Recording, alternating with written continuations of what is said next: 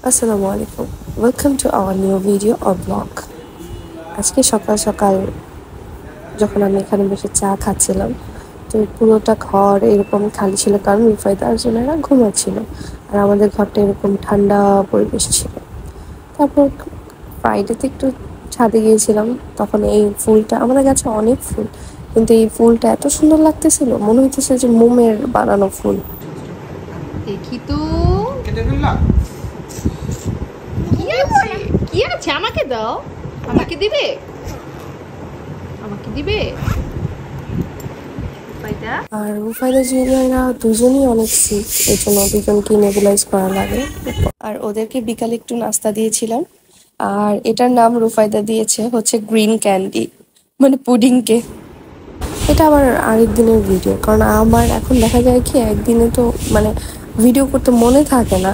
আর সবচেয়ে বড় কথা হচ্ছে মানে আমি খুঁজেই পাই না যে কি ভিডিও করব। আমার মোবাইলে সব ভিডিওই হচ্ছে রুফায়দার আর জুনায়রার, ওরা দুজন সারাদিন কি করে এগুলোই। এই যে ঢং করতেছে সে, আমার ওখানে আয়না আছে, তো ও এখানে সবসময় দাঁড়িয়ে আয়না দেখে আর পোজ করে, আর এরকম করে করতে থাকে, নাচতে থাকে, দুলতে থাকে। আমি যে ভিডিও করতেছি ফার্স্টে ও বুঝে নেয়, তাই ও পোজ করতেছিল, তারপর আমি ভিডিও শুরু করেছি।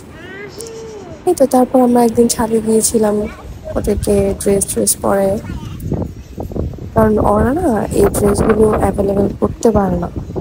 দেখা যায় যে ওরা মানে ইউজ টু না, সবসময় নর্মাল টি শার্ট প্যান্ট পরে অভ্যস্ত, তো হঠাৎ করে এগুলো পরালে একটু মানে আনইজি ফিল করে, আর ভাবে যে এগুলো পরে তো আমি বাইরে বেড়াতে যাব।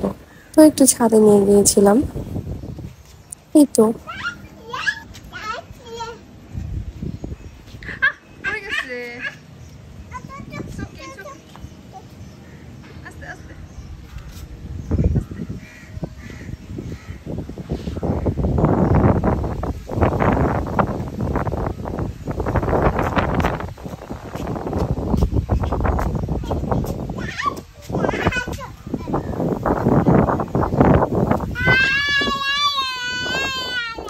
আর আমাদের ছাদে ওর দাদা ভাইয়া দাদুমণি অনেক গাছ লাগিয়েছে, তো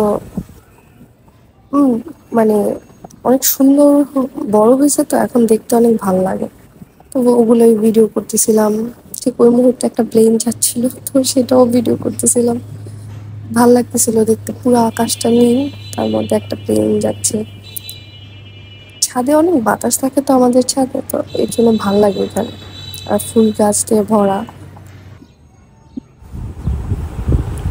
ভয়েস দেওয়ার আগে না মনে হয় কি আমি কি কথা বলবো, আর ভয়েস দেওয়ার সময় না আমি চিন্তা করি কি আমি এত কথা বলি কেন, কে আমার বক বক শুনবে, মানে এইরকম একটা অবস্থা হয়ে গেছে। আর ভাই ব্লগ মানে ভিডিওতে কথা বলা মানে ভয়েস দেওয়া যে এত কঠিন, আমি যদি কখনো ভয়েস না দিতাম আমি এটা কখনোই বুঝতাম না।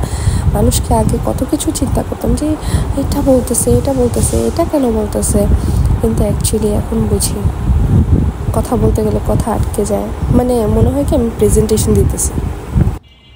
আজকে এই পর্যন্তই, আবার দেখা হবে নেক্সট ভিডিওতে ইনশাআল্লাহ। আল্লাহ হাফেজ।